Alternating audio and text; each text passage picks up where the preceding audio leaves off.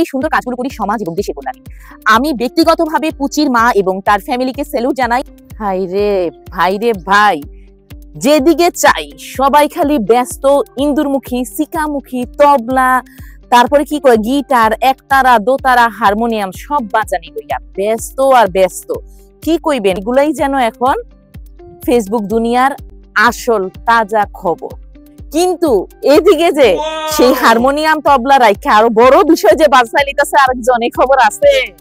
এই খবর কারো নাই, কেমনে থাকবো? কিন্তু সবাই তো ব্যস্ত খালি কাদা ছোড়াছুড়ি গল্প নিয়া। বাংলাদেশের হইলো গিয়ে এটাই সমস্যা এখন সবার, যেদিকে খালি কাদা ছোড়াছুড়ি এইদিকেই সবাই, আর ওইদিকে আসল কাম ঘটাইলে এইটাছে পুচির মা। এই খবর কি রাখছেন? জানি তো রাখছেন না। কি করতেছে জানেননি?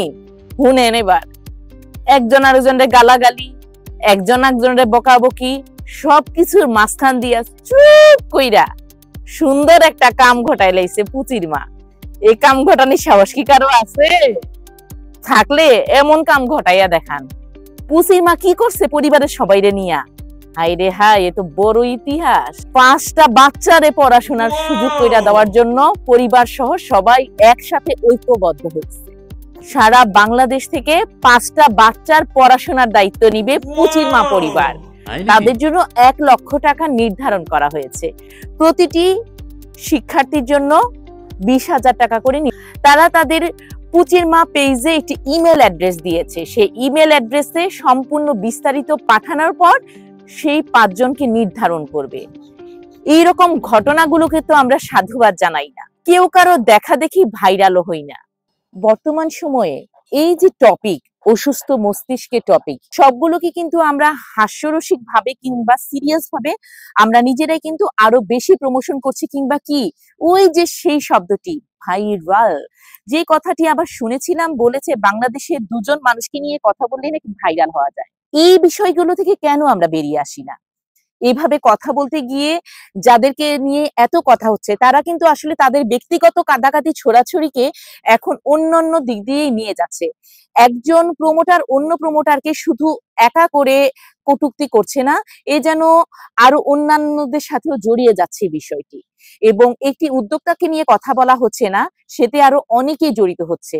বিষয়টি আসলে অত্যন্ত দুঃখজনক এবং সমাজের জন্য একদম নিকৃষ্টতম একটি টপিক। আমরা কেন পারি না এই যে পুচির মা বা তার পরিবার যে ঘটনাটি বা যে উদ্যোগটি নিয়েছে? হ্যাঁ, অনেকেই বলতে পারি যে আরে এটা তো কেবলমাত্র 1 লাখ টাকার বিষয়, এটা তো আমার হাতের তুড়ি। তো এইরকম হাতের তুড়ি দিয়ে যারা এই রকমের কথা কাদা ছোড়াছুড়ি করছে, তারা কেন এই সুন্দর জিনিসগুলোকে নিজেরা অন্যভাবে, হ্যাঁ শুধু যে লেখাপড়ার দায়িত্ব নিতে হবে তা কিন্তু নয়, আমরা এইভাবে পুচির মা বা তার পরিবারের যে এই উদ্যোগটিকে আমরা সামনে রেখে, এই যে আমরা বলি শুধু কপি পেস্ট বা আমরা কপি করছি, এইরকম কপি করাগুলোকে সাধুবাদ জানানো উচিত।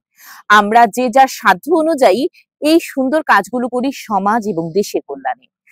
আমি ব্যক্তিগতভাবে পুচির মা এবং তার ফ্যামিলিকে স্যালুট জানাই এই অসুস্থতার ছড়াছড়ির মাঝে চমৎকার একটি উদ্যোগ নেওয়ার জন্য।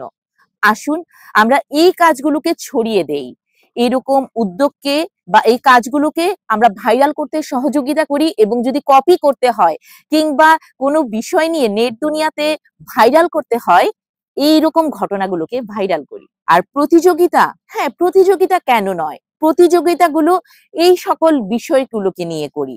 আজকে যারা এরকম করছে তারা পুচির মার বিষয়টিকে অন্যভাবে, অন্য আঙ্গিকে নিজেদের সুন্দর শালীনতার ভাষা দিয়ে জয় করুন, নিজেকে জয় করুন, আশেপাশে সকলকে জয় করুন, সকলের মন সুন্দর কাজ দিয়ে।